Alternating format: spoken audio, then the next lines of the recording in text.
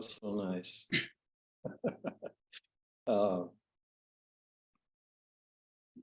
so I wanted to welcome especially Susie Moser, and I wrote quite a bit about her, or we wrote quite a bit about her in the announcement for this. But she came to us because Mary was part of an expert group that she brought together on the Adaptive Mind Project, and I also want to introduce Mary, but most of you know who she is. It was so striking to Mary and so striking to me in terms of what she's doing with this project on so many different levels. And that'll become clear as we get into the session. But one thing that I wanted to mention that I noticed about this particular session is that we have been concentrating almost exclusively for this. It's almost 2 years now that we've been doing these EASIG meetings in this form on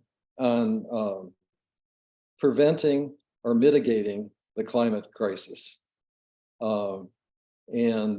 Wonderful things have come from that, and we'll continue to do that. But this is the first session in which we're sort of accepting that that it's happening now, and we see that from a lot of different aspects. And so, if it's happening now, what do we need in terms of resources to deal with this? And not just all of us, particularly the first responders. People are dealing with fires and floods, and have to put up barriers in terms of cities, and people are losing their homes and migrating and so on all over the world.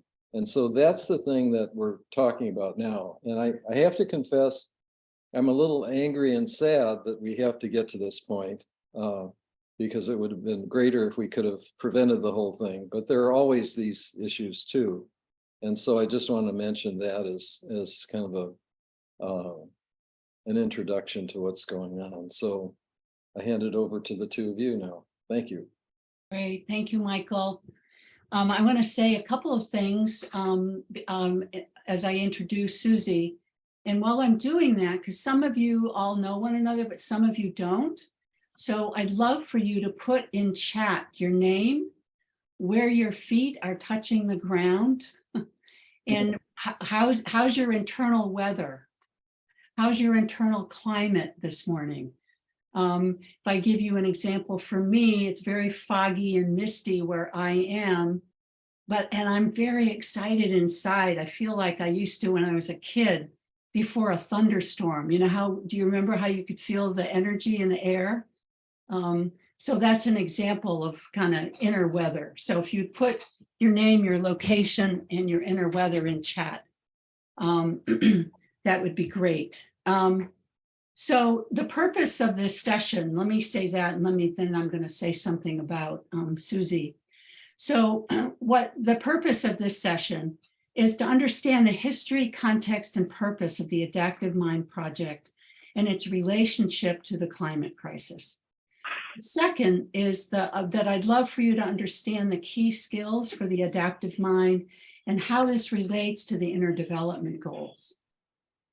So I met Susie a few months ago. I'm not going to go into her academic background because that was in the information, but I'd love for you to know my experience of her. I have witnessed her now in several meetings over a period of time, some of which were challenging conversations. And I've just been so impressed, not only by her knowledge, but her ability to listen and to handle challenging situations with great wisdom, clarity, and heart. It's just a rare combination to have all that combined: good process skills with a substantial academic background, willingness to be so heartfelt in her work. So, while Susie is presenting, please feel free to put your comments and questions in chat. I'm going to track them And then we'll either interrupt Susie or we'll get to them towards the end of her presentation. Is there anything else I need to say, Susie, other than how much I admire you? No, this is a great setup, and thank you so much to you and also to you, Michael, for that very, very kind introduction. So if you're good, I'm good to go. Good. Yeah. So you're good to start sharing. Yeah, we're good to go. Well, first of all, let me just say, add my welcome and thank you to all of you for making time for this today and for being willing to, I guess, look at some of the really challenging aspects of, what it means when climate change comes home, and it does come home to all of us. So I'm going to share my screen and begin my presentation. I'm not going to be very good at tracking questions as we go, just because I don't do multitasking super well. So, but do put them in the chat, and then we'll, make sure that there's enough room for all your questions.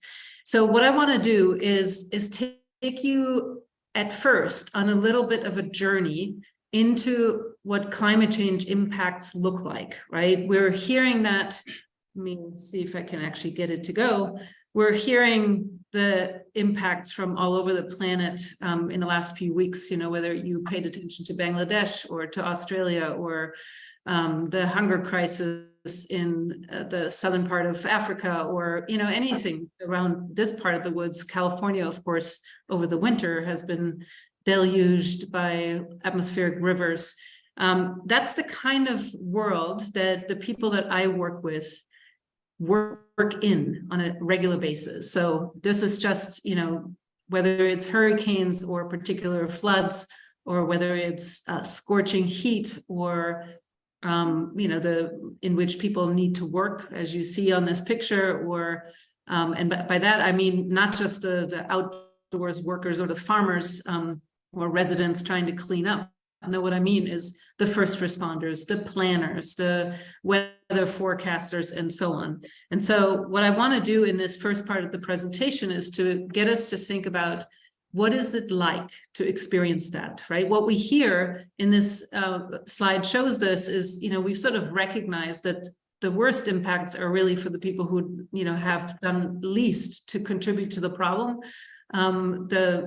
People of low income, low wealth, in this country, that means often BIPOC communities, but it's true for around the world, right? It's always those with the least means that have contributed the least, and yet experience the most to this particular problem. So as a result of that, what we have come to understand, this is a quote from the IPCC, and it's the working group that focuses on the impacts of climate change. In its most recent assessment, said climate-related illnesses, premature deaths, malnutrition in all its forms, and threats to mental health and well-being are increasing. And it's that part that I want to focus on. As you see, the IPCC puts always confidence statements behind it. So when it says very high confidence, it's the one step before, or the ultimate conclusion or level of confidence, which is uncontestable, essentially. That's essentially what we know at this point. And the kinds of impacts people have developed pretty good understanding of, you see depicted here, with the drivers in the center, and then how that actually plays out, and then what are the impacts. And what I'm highlighting first here is, of course, what I just showed you, right? The severe weather events that are, in part at least, fueled by climate change, leads to injuries, fatalities, and think about it, the mental health impacts, right, of experiencing, going through one of these traumas. But it's also recognizing, and increasingly so, that climate change impacts will lead to forced. Hi. Okay. Carola.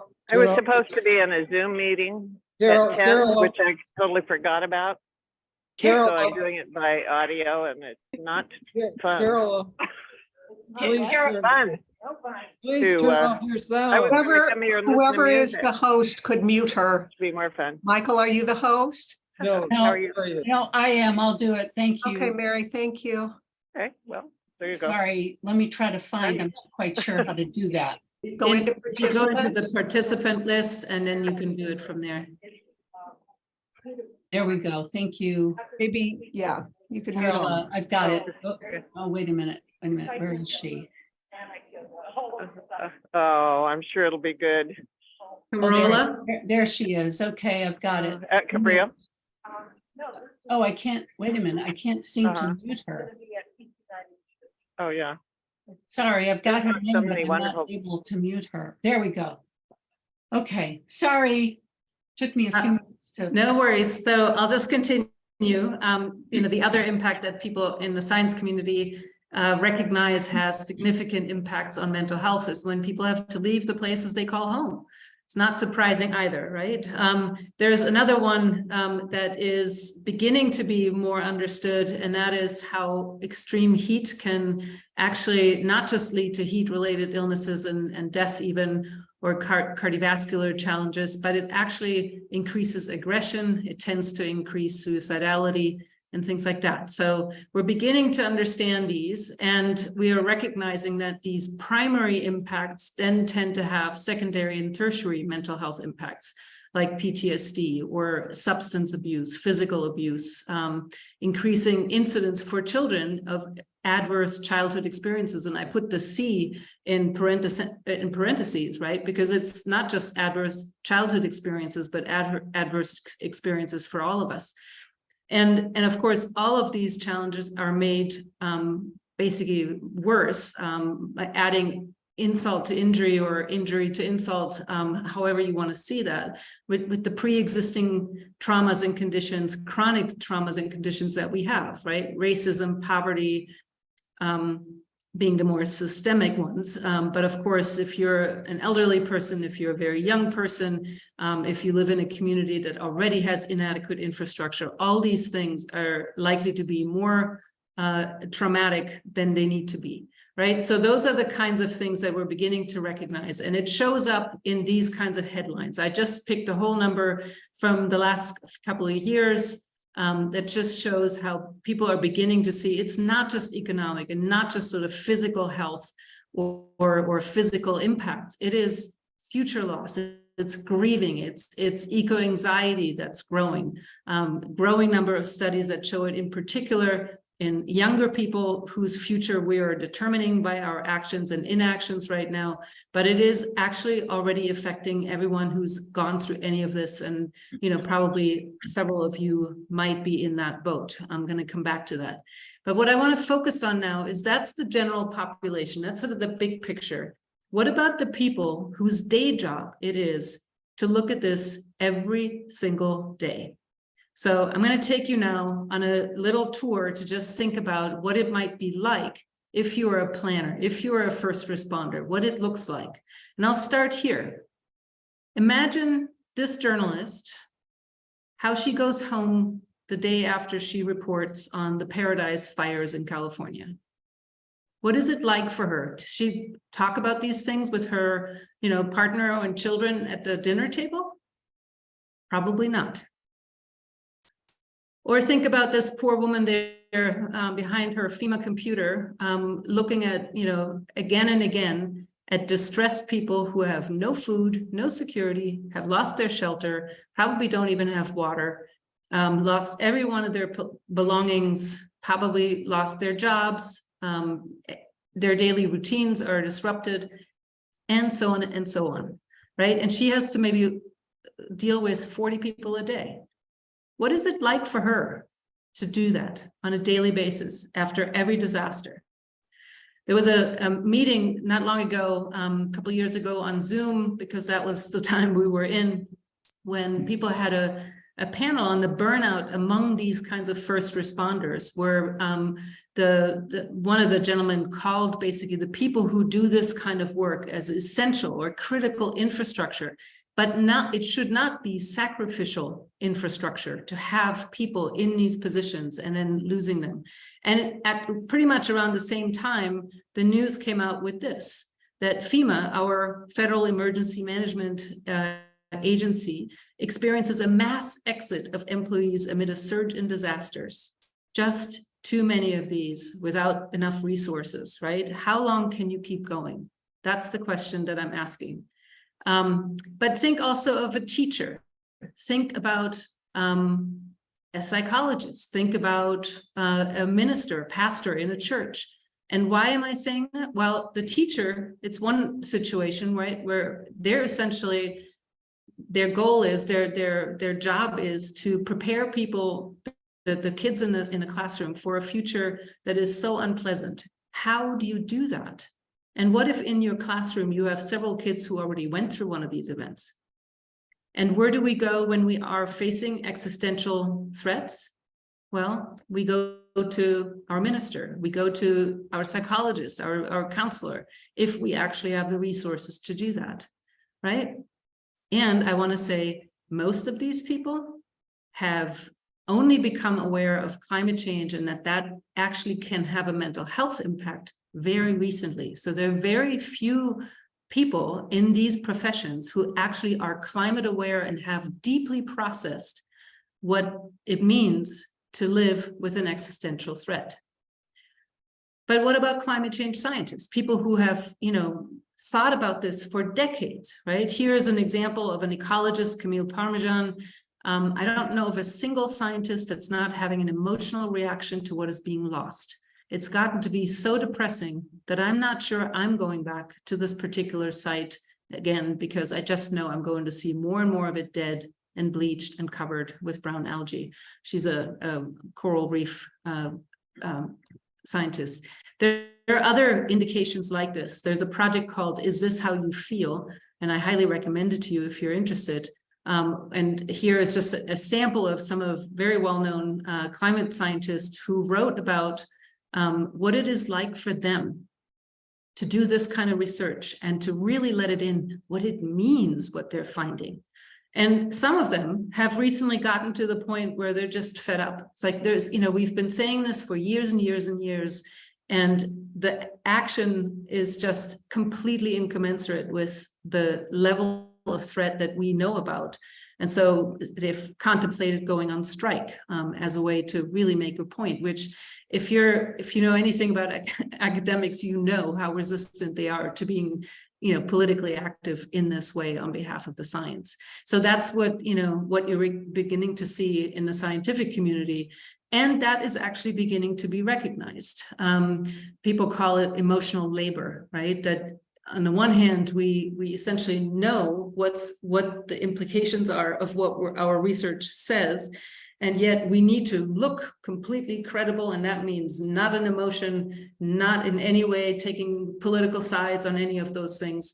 That's a lot of work to put that away on a daily basis. I don't know if we have time to go through this, but I'm happy to share with you the presentation and also this link here afterwards. I was invited to be part of a movie called Once You Know, and the link here is the trailer to it, which includes, for me, some of the questions that it has raised for me. And I've known about climate change since about 1985. And probably by 1990, I was deeply, deeply worried. And so really for the last 3 decades, I have done nothing but think about what it means to worry about and the kind of future that we're going in. As you're seeing here, the quote that I put on here is, I live in a day-to-day practical denial of climate change because it is unbearable.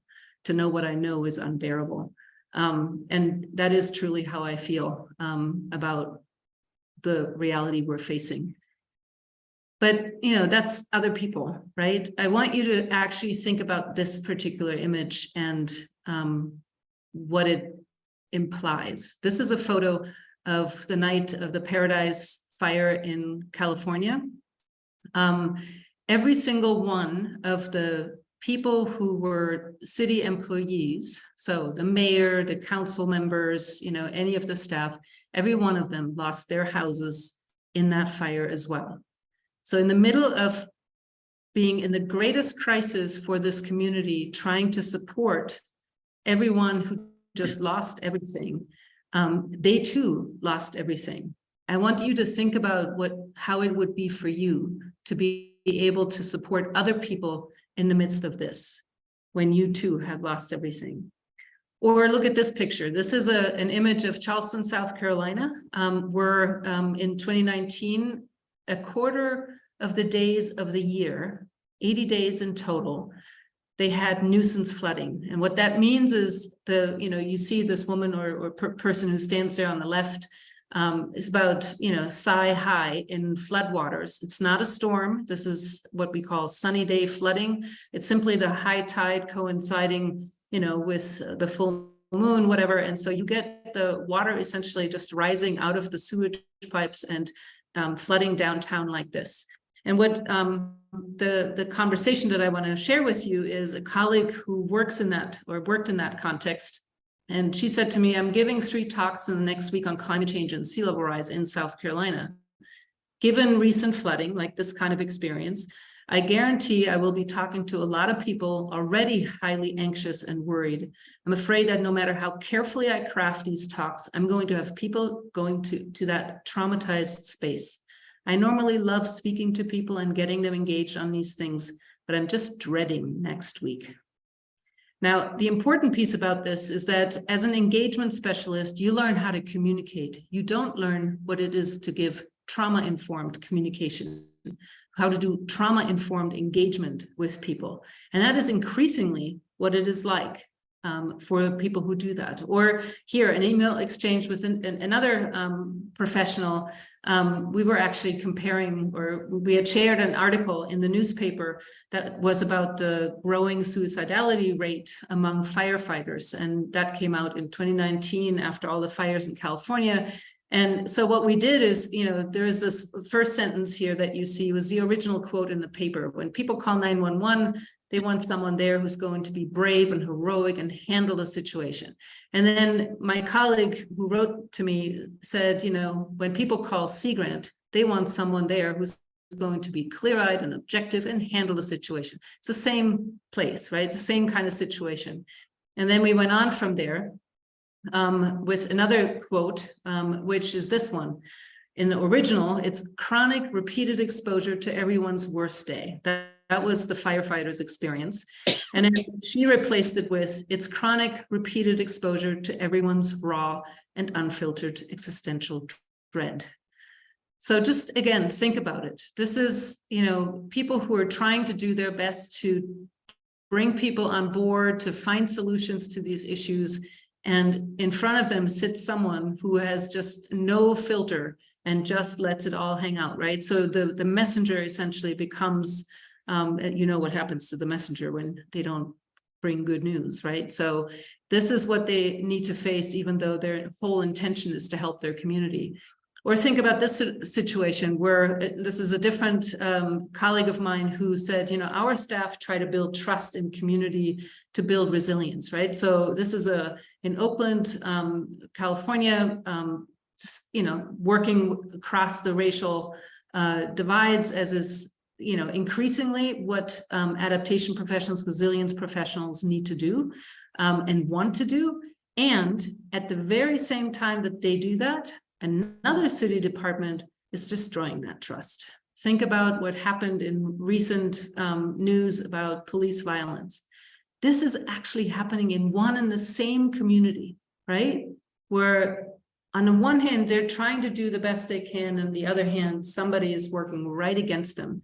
And, what do? They feel increasingly this disconnect from their own governments that they are representing.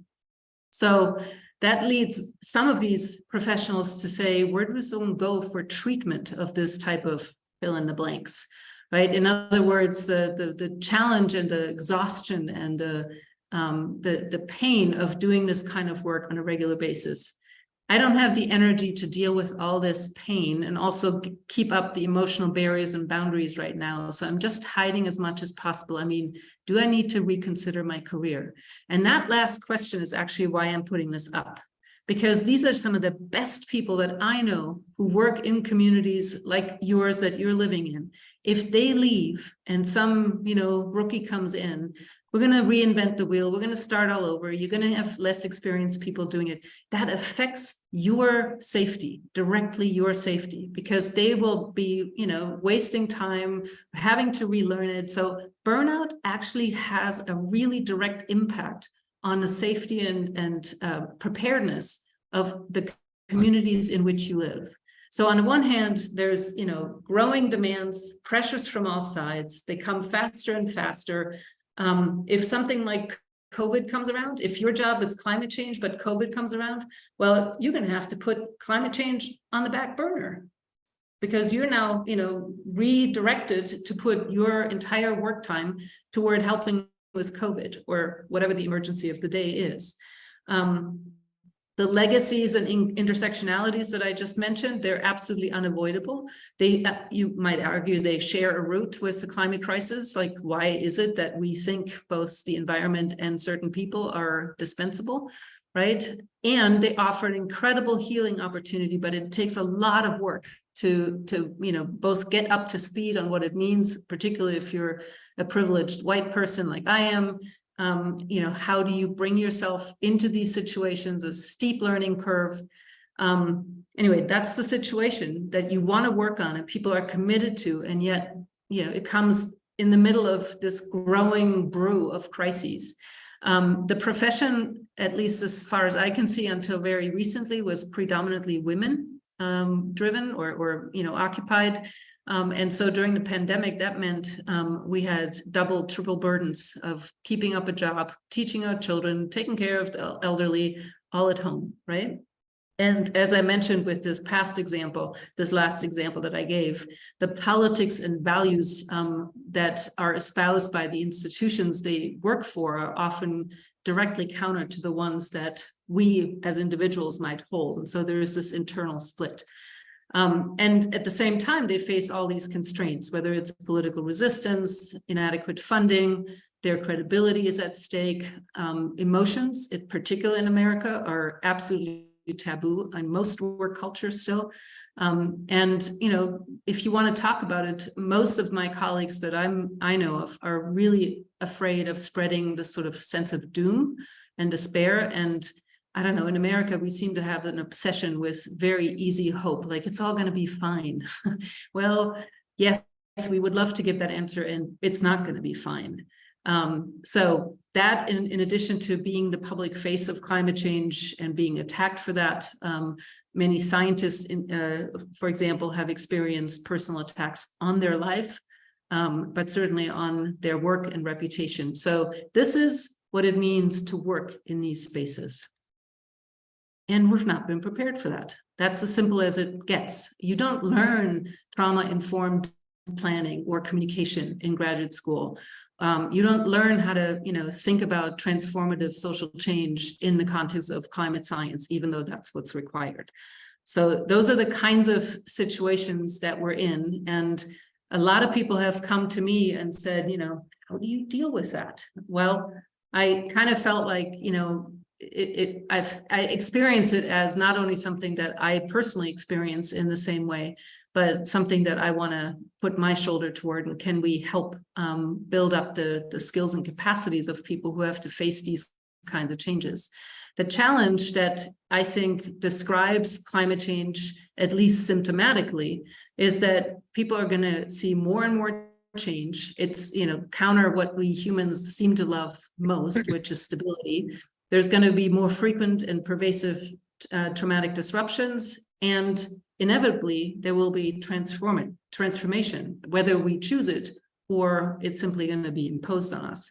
And we're coming to this from very different places. So again, I want to say people are in this field that I work in are very committed to doing the climate-related work sort of as intersectional work and see it as another place in which we fight for justice and restoration and healing.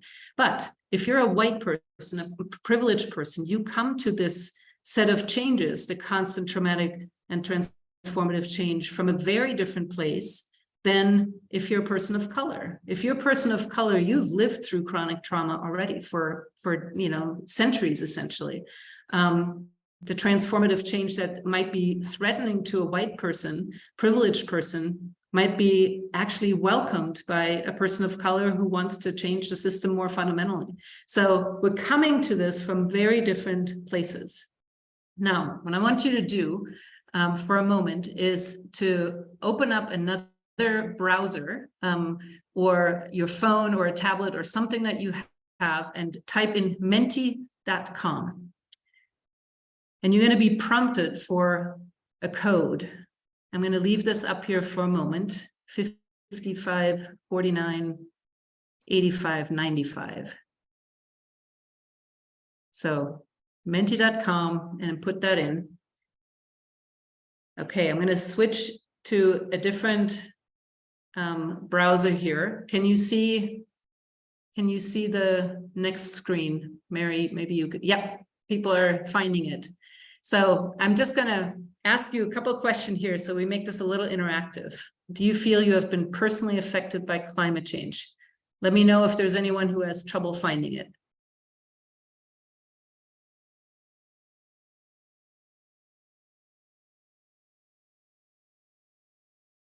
So far, everyone says yes. I'm going to give you a little bit more time.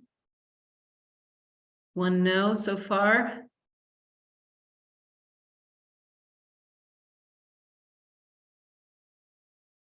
Be great if everyone could participate if you're interested. It's easiest if you do it on a phone or something, just because then you can still look at the results here.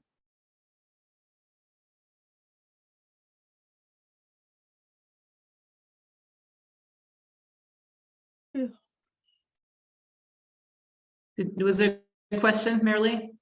Oh, no, I was scratching my head. Okay, all right. Not to put you on spot, I just want to make sure. Oops, okay. Great, all right. Well, I'm going to take you to the next slide. Let's see if I can get rid of this. I want you to engage with me on the question of, what is it like if you imagine a time or a space in your life where there was constant change? What was it like? It was stressful. That's a great, perfect description. What other things characterized that state? That's that condition of being in constant flux, dizzying, overwhelming, afraid, yes.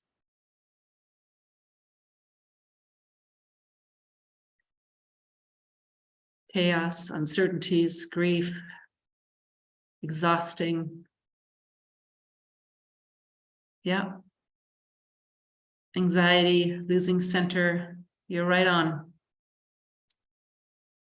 Worrisome, chaos, tension, hopelessness.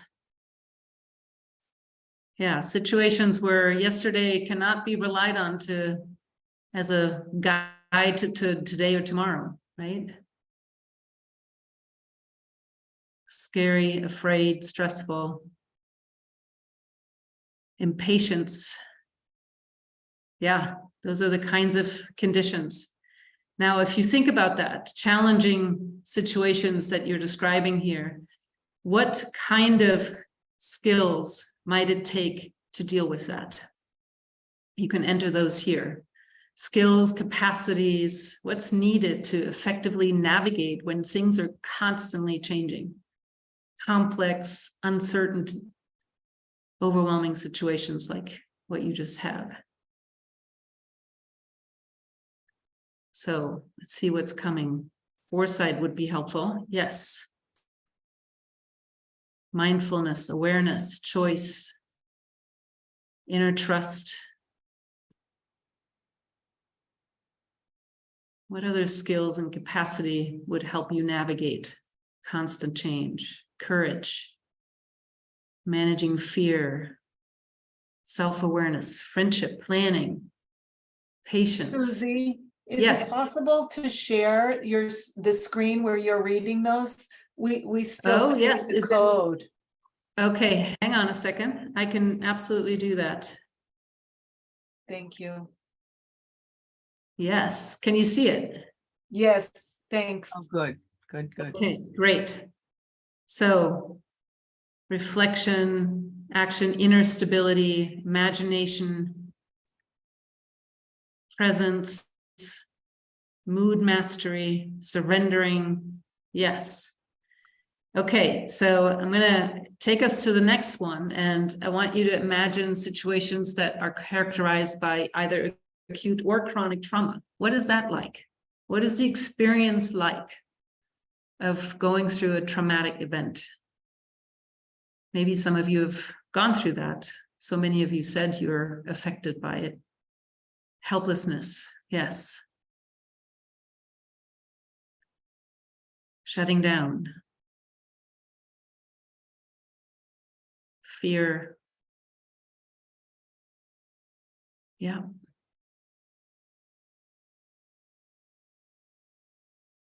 Freeze, fight, flight, depersonalization. Yeah, these are great answers. You can always add more. There, you're permitted to offer multiple entries, so feel free. Upending, looking for up. Sense of collapse. Inner blockage. Isolation. Yeah, it makes it worse. Numbness.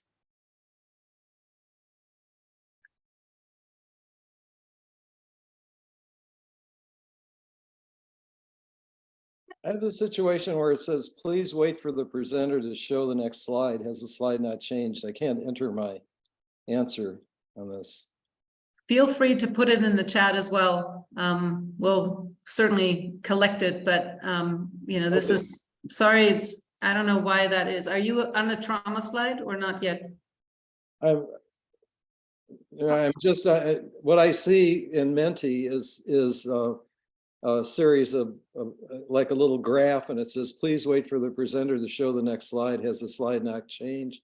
And they say refresh, and I push refresh over and over, and nothing happens. Huh. I'm very sorry to hear that, and I don't know how to fix it for you.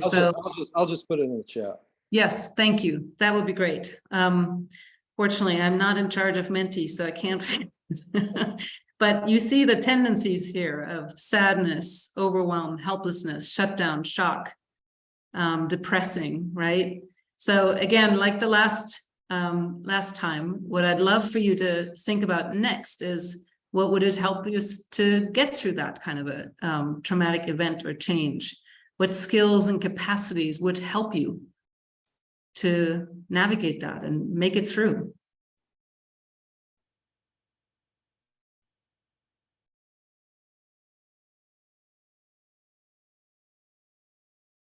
Working models, resilience, yes. Healthy food. I'm glad someone mentioned the basics, right? Often in these situations, it's really, really important to just get the basic needs met. Friendships, shelter, ability to disengage, take space, self-awareness again, yep. Love, next generational voices, critical thinking, deep connection with the source, counseling, coaching, relationships with others that we trust, so important in these situations, yes. Connection, yeah. Yeah, money. Some things are just basic like that. Compassion, community, courage, recognizing what is present, and the next action, space to breathe. Yeah, these are great answers. Assistance, bridging differences. Get safety back, yes. Exactly right. Okay, so we'll do the last one, which is about transformative change. Again, think about, a situation in which you or a system changed from one status to something completely different. What characterizes that kind of a massive, deep, foundational change? What was no longer is. Yes. Perspective shifts. Paradigm shifts. So many shifts in this, what came up just here. compelling vision, a shift in worldview. Yes.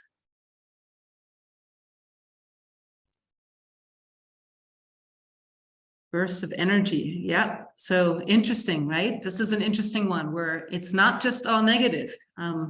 We actually are beginning to see some of this opening up space for something desirable, possibly. Nothing is permanent. Change in mood, flow of life and vitality. Yes.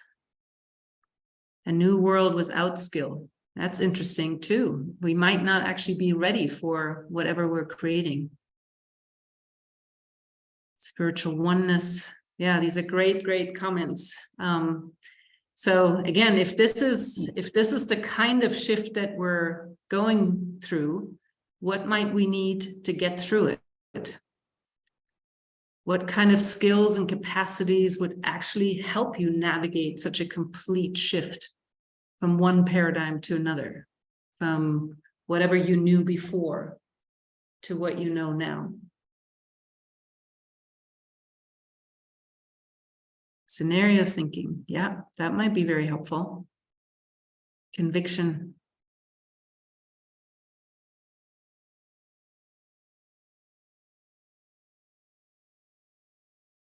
Good questions. Yeah.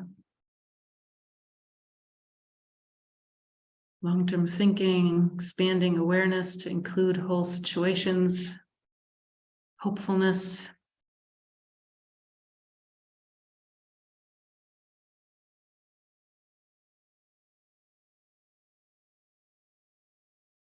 I'm sensing your own thoughtfulness on this one. It is so challenging to think about what it would take. Faith, yeah, absolutely. When you're losing everything that you once thought was your world, right? And you don't have the new thing yet. Support, structured support, looking at what's causing challenges. Yeah. Embodied wisdom.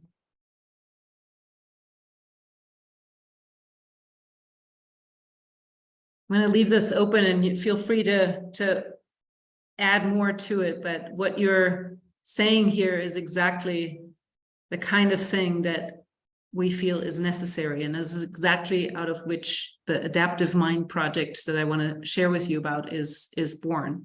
What are the skills that we need for this world of constant traumatic and transformative change? And what we are trying to do in this project is essentially build capacity, make up for the things we didn't learn in graduate school, right? But that we need working in this kind of environment to not only navigate and cope with the constant change, but to stop perpetuating and heal from trauma, not make it worse for people, and in fact, become an agent of transformative change. We've been at it for a number of years. This is the team that I originally assembled. There have been some recent changes in the team, but this is the folks that we started working on.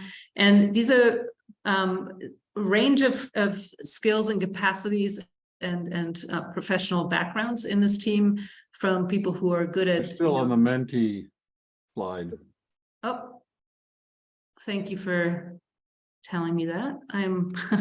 I've moved on here. So let me share this new one. So you should now see a slide with my team. Yeah? Yes. Great. So these are people who work in either the adaptation profession per se, or they're good at developing educational materials, psychologists from very different backgrounds, and people who sort of span these different directions. So these different disciplines. What we thought we were going to do when we first started is to just kind of see, well, what are people saying? What kind of skills are needed? Building a theoretical foundation, then developing some pilot training workshops and related resources, and just try them out, see how it works. And maybe at the end of 3 years or so, have, at least a refined approach, prototype, if you will, and then see how can we scale this up. Well, we didn't understand that the need for this would be growing as fast as it did, and that we wouldn't get any funding for it, which is what happened. What we wanted to do is support exactly the kind of people that I just gave you examples of, from scientists to first responders to planners, resilience specialists, and so on. And we didn't get any funding for that. We wanted to not become the mini psychologist or, the sort of the crisis intervention people. We wanted to essentially be on the front of the spectrum of being more educational and preventative, so that they wouldn't burn out, right? That they wouldn't just, want to leave the profession. What could we do in that regard? Well, the needs just, every time I gave a presentation of this nature, people said, where can I find a therapist who knows what they're talking about with climate change? Where can I go? What can I do? What are the first things? And since we didn't have any funding, we just put together this basically a running list that I've been keeping of who is out there offering any kind of support, because we weren't ready. We didn't have anything, right? This was the only thing I could offer. And at some point we just decided, you know what? We don't have time to wait for funding. We just basically have to put our collective wisdom on this team together, and with what is being said in the literature, and basically start responding and offering something to people who are in dire straits. So we jumped in and we just piloted, and we had some, initial short workshops and extended periods. And then eventually we built, if you will, the theoretical foundation underneath it.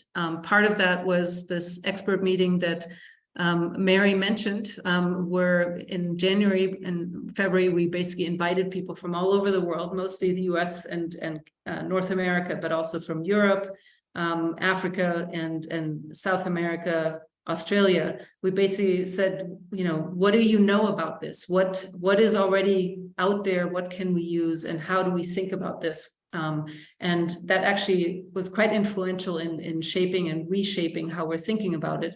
But essentially, we just, literally 2 weeks afterwards, we had another training workshop, and we just built in this refined understanding as best as we could. And we continue to do that. With the foundation of that you see here on the left, the logos, just literally teaspoon level of support, but not insubstantial enough to at least get us something going. And we're continuing now to look for foundation support, mostly because we want to make this available to people who don't have the means to go to expensive retreats. So what do we mean by this adaptive mind? What is it? And it's an evolving understanding. I'll just simply put up, what we think about it right now, which is that it's a set of intentionally cultivated propensities, practices, capacities, attitudes, if you will, that are held by an individual, but we fully recognize that we're not just individuals, right? We're always embedded in communities and networks. And in fact, what we hold amongst ourselves in a network is a really important resource in and of itself. And these skills enable us to prevent, minimize, respond to the shocks and stresses that come with constant traumatic and transformative change.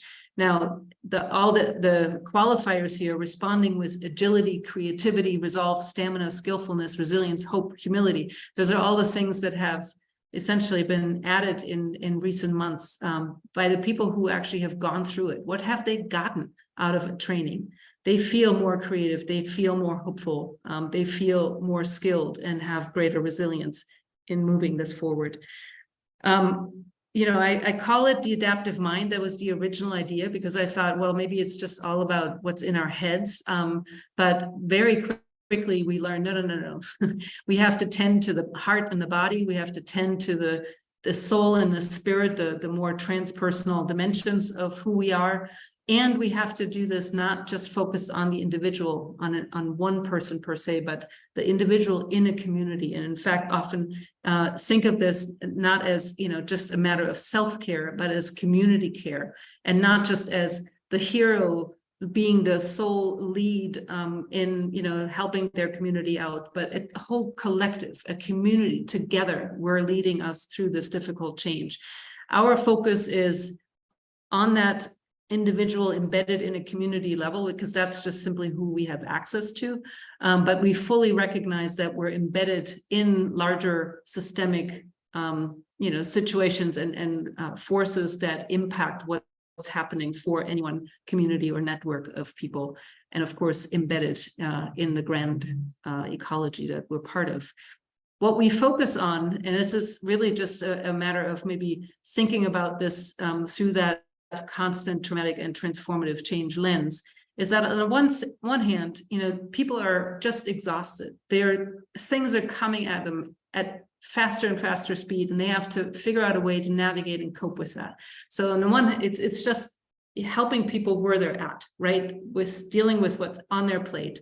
But we also want to make sure that they have the skills to heal for themselves and to stop perpetuating the trauma and pain. And that is typically something that's way further upstream, right? That comes from these larger systemic forces often.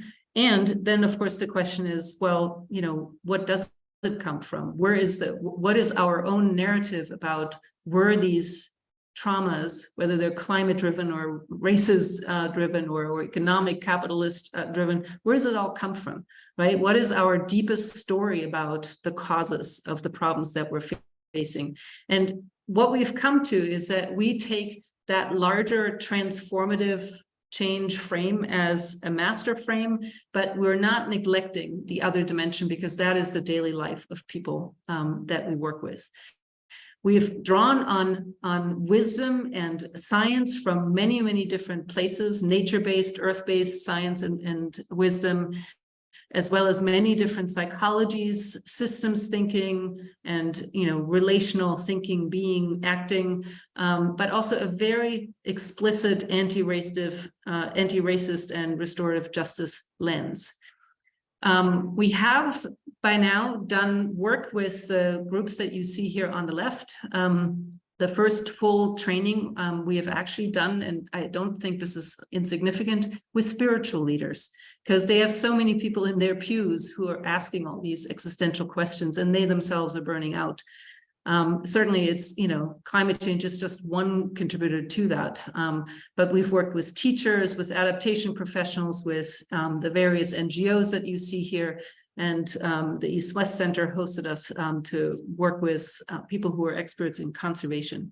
And we do this at conferences. That's where we do shorter interventions. But we have a whole number of federal agencies that are interested in this. And, I think it's just a matter of time until many more will come. What does this look like? Well, our full training actually consists of 4 sessions. In the first one, we invite people just to come to restore, to reconnect with themselves, each other, with nature, their bodies. And as you can see, one of the things that we do is we give people a surprise opportunity to take a nap, which is so unusual. What we try to do there is, in this first place, is not to train at all, but to simply restore. That's the foundation, and to connect with each other. That's really, we're working from a strength base to kind of see what's already there, help them assess what they need more help with, and then go from there. In the second one is really where our emphasis on giving space to the climate emotions that people hold and that they never get a space for in their professional lives. We just simply experience and build additional adaptive mind skills and help them experience or have more just feeling it and being in it, as opposed to having to learn anything. In the third session is where we begin to actually give people more of a framework. Why is this important? Where are we coming from? What are the things that inform the adaptive mind? And, there it's really getting the rationale and some sort of frameworks for thinking about the adaptive mind. And then in the final one, we call it now the apprenticing, where people just decide on how do they want to take it forward. It could be in their personal lives, could be in their professional lives, but it's essentially where, while they continue to practice and expand their experience of adaptive mind skills, we actually ask them to think about how to use those tools in their lives. And what that looks like is totally up to them. So that's really what we think. And what are those skills? I'll just give you a very highly synthesized level of framing. we're sort of distinguishing the head, the heart, the hands, but with the head comes a mouth. People need a lot of communication help, mediation, resolving conflict. The heart and body we put together because, where do our feelings live, right? And as many of you have mentioned, we need grounding, caring, rest, healing. Then what do we do about it? Can we walk our talk? What does it mean to actually act on this and enact this in our workplaces?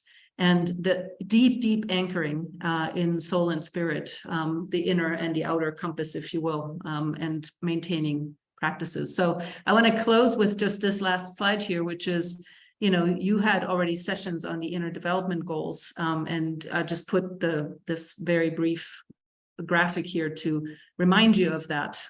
There's a lot of similarities, and in fact, we're drawing on it. We're not, seeing this as a new or different framework, and we're in any way of competition. Our whole mission is to basically draw on the best of science and experience, what's out there already, and integrate it and offer something up to practitioners who need it.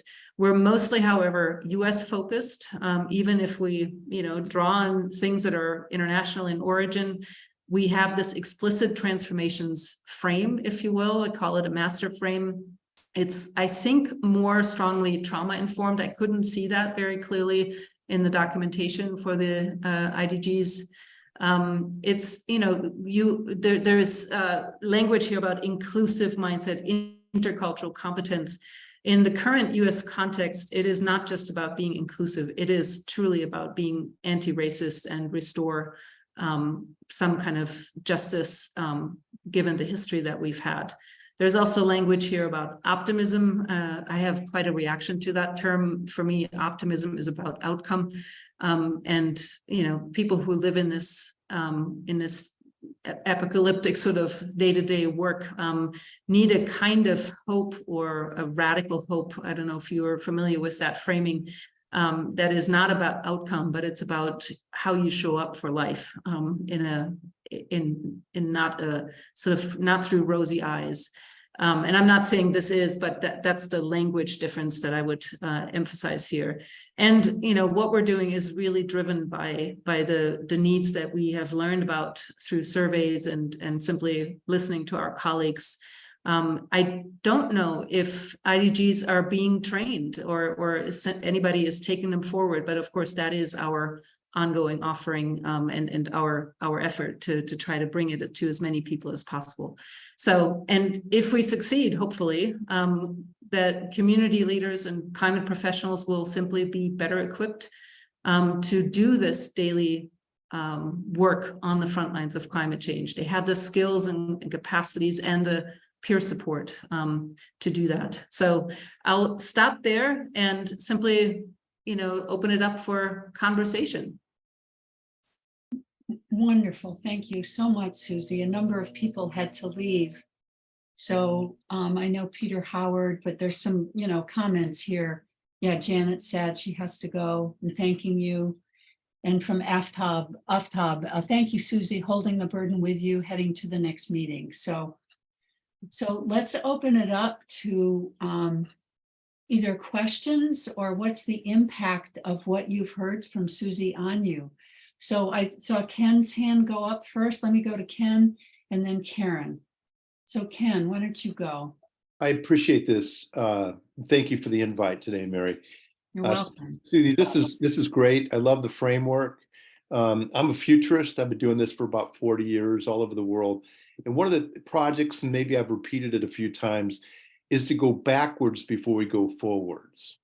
And the trick that I found to get people to shift their assumptions, and assumptions keep us awake at night. One trick that I've used is to go, if we could have done this, given what we know now, 10 or 20 years ago, how would we have done it differently? So it's kind of practice about something that we already know and already lived through. And you play with that, and then it kind of gets your brain loosened up and saying, yeah, at that time, with the economy doing that, and the pandemic doing that, and technology doing that, I would have done this if I had that foresight.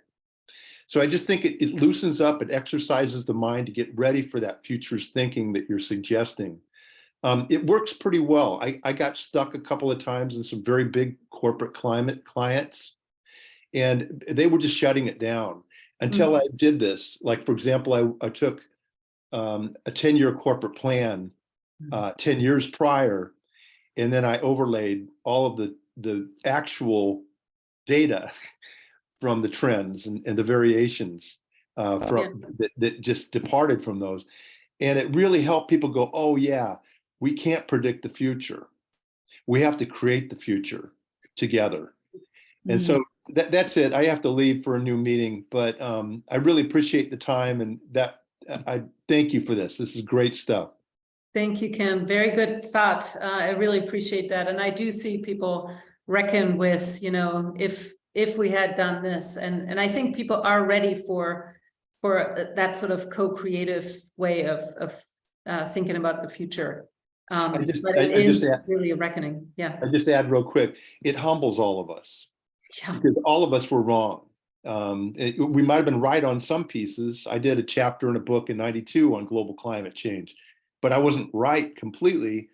Directionally, I think I was, getting it, but it just humbles everybody. It gets us to a point where we can say, yeah, nobody has all the answers. It has to come from all of us. And it's empowering to do that, right? To bring everybody then in. We need all the different perspectives to shape that future. So thank you. Really appreciate it. Thank you so much. Appreciate it. Thank you, Ken. Bye. So Karen. Oh, thank you so much, Susie. You've put so much thought and energy into it, and it's not an easy subject to hold in your own heart. It just reminds me years and years ago, my husband, Rick, developed a film series for first responders and how to respond to a suicide or how to respond to a potential suicide when someone calls. And this was before they had suicide hotlines. Yeah. And the first responders were reporting many of the same symptoms that you've identified here. And they developed training materials and health and safety films for not only the first responders to use, but for their supervisors and for the policymakers within those agencies. Yeah.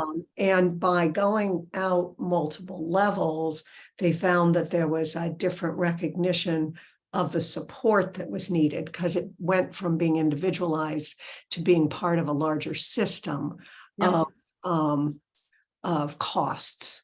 And not only costs individually, but also to the sense of team morale, the sense of camaraderie, the sense that would get people through the tough spots was disintegrating because of that complete personal perplexed. How do I deal with this? So I just really appreciate what you've done. I saw the difference his video made, and this was probably 30 years ago.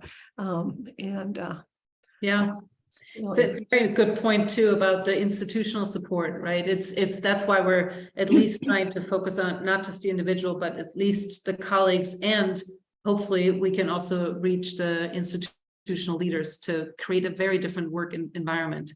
I've seen it now emerging at least in a couple of institutions, but we can't wait for that to happen first, right? So it's work on all levels. Yeah, it's kind of like when the drugs and alcohol legislation became, and the Department of Transportation developed policies on drug and alcohol testing. Then all of a sudden, Rick was able to make films not only for the people that were suffering from drug and alcohol addiction or their support people, but he could then make films on how to implement those policies at each of the next levels. And so I'm really appreciating what you've done here, and just you got my mind going, remembering some of that. I can see that's what you're up to. So thank you so much. Thanks, Karen. Thank you, Karen. So we've got several hands up. I think Don was next. And just to track the time to be as, pithy, P-I-T-H-Y as you can. So everybody has a chance to speak and ask their questions. Absolutely. So thank you for your presentation. I often think that action is the antidote to anxiety. And I'm wondering what you think about the positives of that and what might be the shortcomings of that approach? Well, I think it's true that some of the people who are least desperate about the future are people who do most to act, take action. And the reason I think that is, or the places or the times when it's most effective is when it teaches people how to be effective with social change. When it's just busy work or just exhausting people, because many of them are just as exhausted. You know that about the climate movement. In fact, there are many efforts in the transition movement among Extinction Rebellion and so on and so forth, to care for the activists, right? So when it's just busy movement to avoid your feelings, it's not a good idea. When it informs you on how to be effective, it can be very, very helpful. All the people that I'm talking about, they're working on a daily basis as best as they can to make change, but, are in that pressure constraint field that I try to describe, where it's just not easy to make a change, and they're barking up walls that seem to be very hard to bring down. So I think so often we don't have time to reflect and take time out just to orient. Why am I doing what I'm doing? And is it actually the right thing to do? So, in part, this is why we start with the restore and build part in the training, to just give people a landing patch and say, take a look, take a breather, and is this really the right thing for you to do? So it invites these much deeper reflections on why we're doing what we're doing. Thank you. Thank you. So Alon, I believe, is up next. Yes, thank you very much for all your work and this great presentation. I'm wondering whether you are aware or have looked into the research that Michael Dowd has made on the importance of accepting the collapse that is coming. And he says that many people actually do not grieve, do not have a capacity to grieve what is happening at a very deep existential level. And so it freezes them. So I'm just curious, because the grieving is something you can do, you cannot do necessarily by yourself, but in community. Is that something that you are attending to in your work? I mean, this is partly what, that movie trailer that I mentioned, Once You Know, you can see it on Netflix and YouTube and whatnot. It's exactly, comes out of that collapse awareness kind of place. The filmmaker sort of came to that awareness and basically was motivated to talk to a number of scientists who are also aware of that, but just to how do you do it, right? In other words, that was his journey, and it totally radicalized him. So it's an interesting journey, but in the groups of people that we work with, the collapse awareness, I would say, it varies. And it's because many people don't yet allow themselves to go there. And we're holding space for it, right? We're basically creating an environment in which people are invited to or are welcome to actually explore it deeply.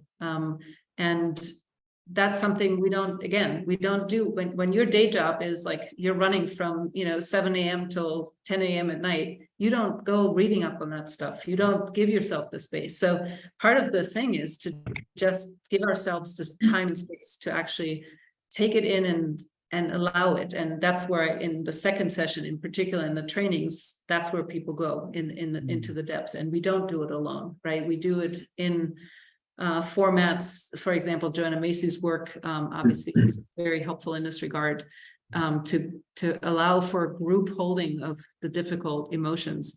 And I can only tell you this, that people have been profoundly not only shaken up, but renewed by this, right? It actually is, much like Dowd suggests, it is actually something that can inspire you to come forward and put your shoulder against the wheel in a new way. Yes, it's regenerative. Yeah. Oh, wonderful. Hmm. Thank you. So Louis, why don't you go next? A perfect transition. I'm reminded that both the downside and the potential upside, the downside, my daughter and her mother lost 100% of everything they owned in the Reading fire.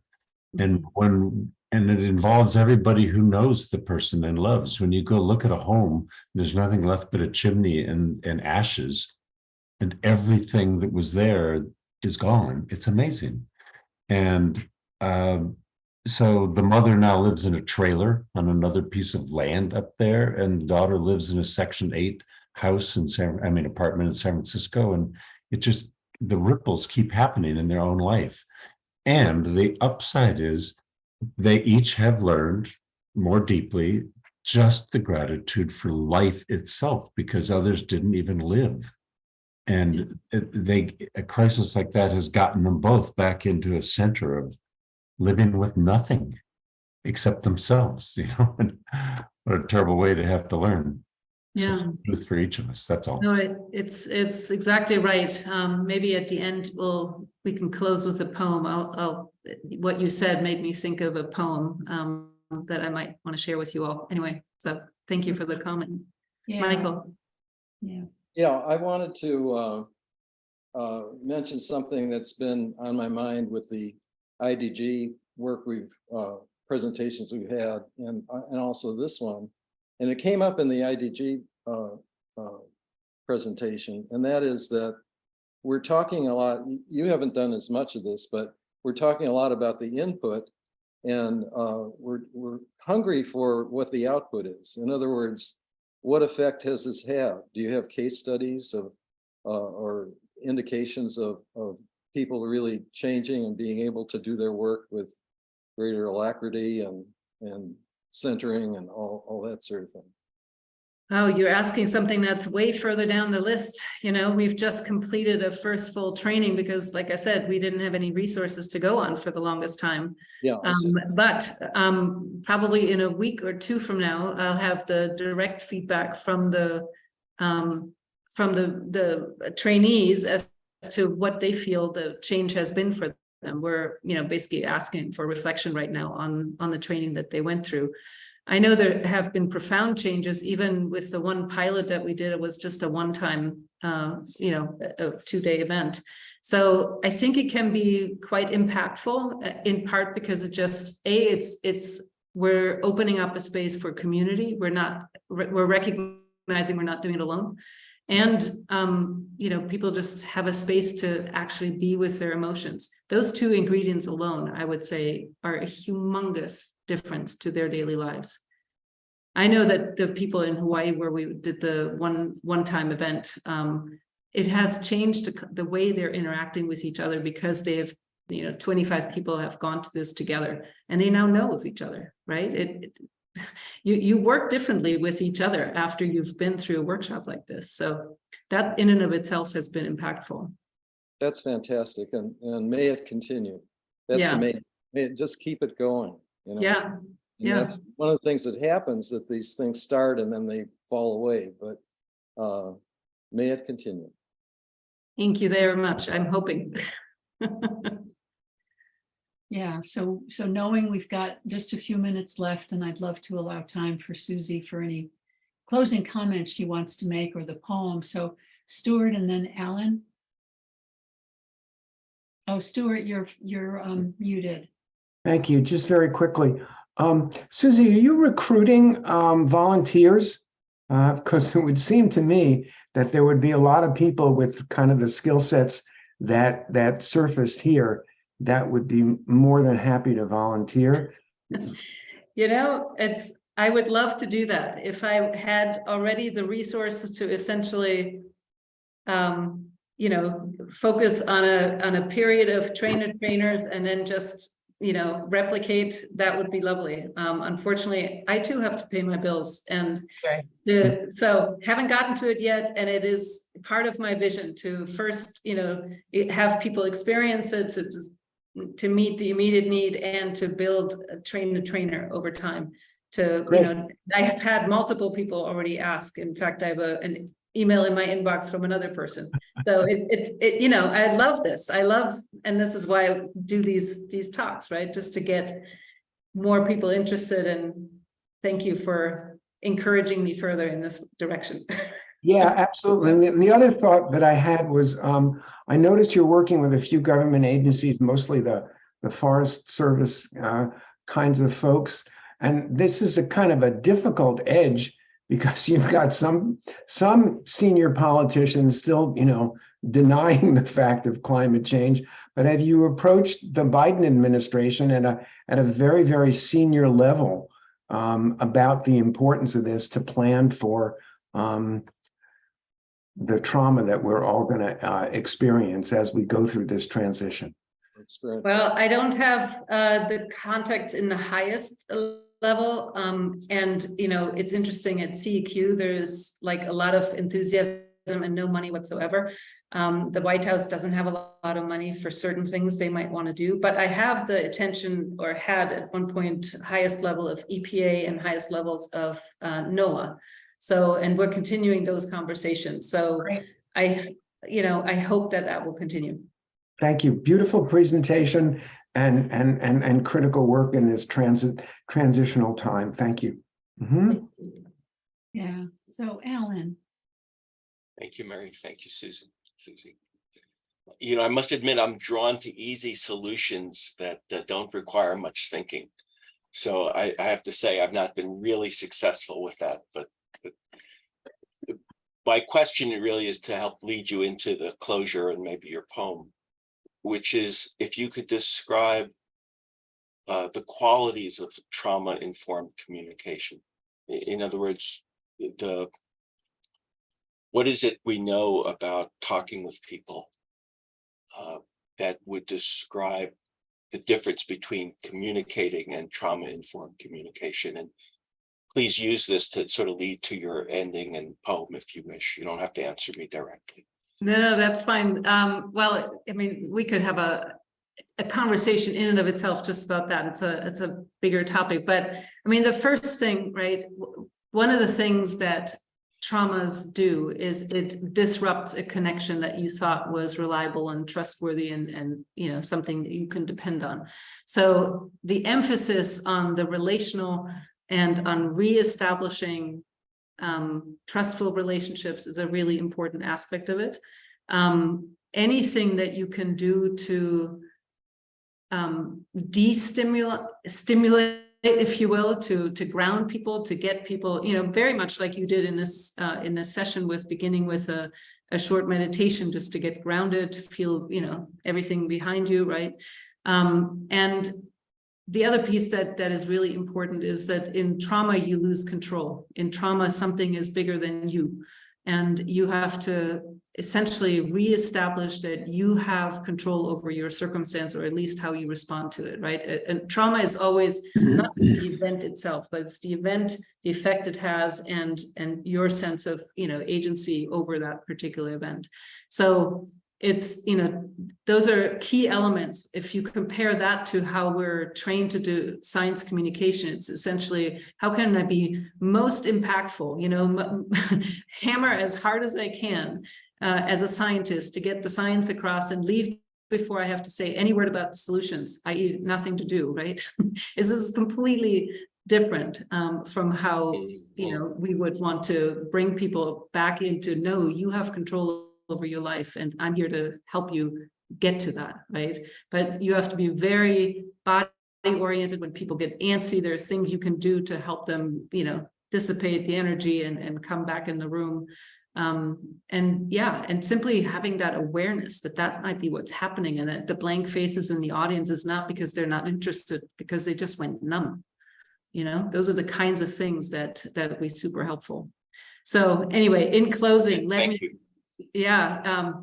there's so much more to say to that, but in closing, let me just briefly read you this poem that came out of my own experience, not being in a fire, but close to it. It's called Pre-Evacuation. What you take now is all that you'll have, and for everyone to see after or if the house burns down. What you take now is all that is left of a lifetime of gathering or just failing to let go. What you take now is in the haste of urgency is what, whether you like it or not, will define you. Your birth certificate, your family photo albums, your pet, your degrees, your jewelry, a first and second set of clothes? Or will you grab the owl feather the yet to be scattered ashes of a dear friend, your tennis shoes, or your father's fishing rod. What you will take now is all that you'll own and start out with to make your life anew. What you take now are the building blocks from which you make your own temple of grieving. What you take now is the seed to sink into a new ground, the anchor to hold you in the wild sea of mourning.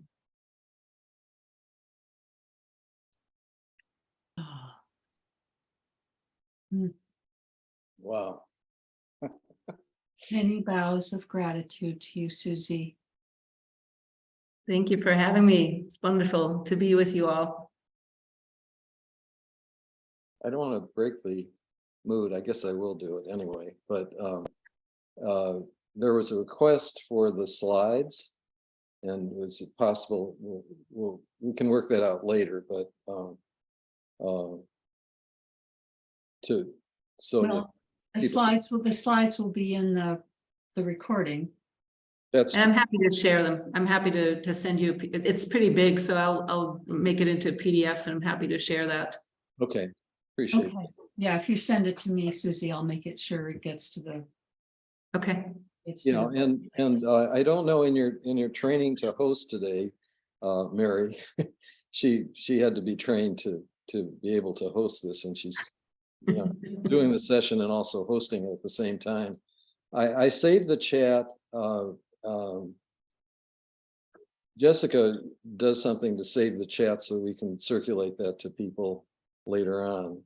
Maybe you don't know how to do that, but I've saved it. I'm happy to do it. I'll send it to you as well. Okay. Yeah, I know how, yeah, okay, you're doing it. That's fine. I know how to do that. So. And Michael, I saw your question about Thomas Hubel's work. Yes, we're drawing on that too, collective trauma work, historical chronic trauma. So, you know, racialized trauma. We're drawing on as many sources. We're very, very, not non-discriminating, but very open to many different impacts or perspectives on it. That's amazing. I'm just sort of curious quickly, have you been working with like young people, college students and stuff like that? People have asked me, and a couple of the training requests that we have right now are for early career fellows in different programs. But I've worked with 350.org and the Sunrise Movement and people from Extinction Rebellion who have asked. We haven't done a full training with them, but we have at least given them a flavor and simply hold space for them and you know, simply elicit what is it that you need. Many of them actually do have some resources already, but I feel like they're, you know, it's mostly in the coping end of things. Like, how do you just keep going? How do you rest and restore? And that's a really important place to start, but we feel it's not enough. We really need to enable people who are serving as leaders in their organizations or communities or parts of the movement to actually be leaders, you know, community-based leaders, not by any official position or something, but simply because if they're stepping up, they need leadership skills to support each other and think differently. Mostly it's, you know, in this culture, we don't have a frame for how to go through something like this. And what it is we really need to shift, particularly as white privileged people. So that's part of what we're trying to do. Thanks. I think that one of the things I'm noticing is there's so much energy in young people to do this. My daughter's into climate. And then there's I would say there's compassion fatigue and helper fatigue. There's the trauma of people who are trying to help. And I'm concerned about them a lot because they're the first line responders, right? Like the people during COVID. And you know, everyone has their concerns, but I'm really concerned about burnout of those who are in the front lines and needing the trauma work, not for themselves, so they can be witness to what's going on and still help other people without shutting down. And that's my biggest concern. Right now. I mean, there's a great book about trauma exposure response. I don't know if you're familiar with that, but it has, you know, the sort of typical symptoms of people who basically go through the vicarious side of trauma, right? By supporting others who go through it. And, quite frankly, we're focusing on these professionals because that's the group of people that I come from. That's where the people I've grown up with, if you will, in this work. Ultimately, I think this is a set of skills, just like the IDGs, that are really for everybody, right? Everyone needs them. Although, as I said in my presentation, we come to it from these different perspectives. If we come, from a privileged position to this, it'll be a very different ride than if you are coming from, centuries essentially of traumatization and oppression and marginalization. So it's a very different sort of starting place. Thank you. Good. Okay, well, once again, big, huge thank you, Susie. Yeah, Pleasure. it's just been wonderful. Great to be with you all. Take Yeah. care. Blessings to all of you. Blessings. Okay, Be well. bye. Talk soon, Susie. Okay, I'll send you the slides in the chat. Okay, great. Thanks. Bye. Bye.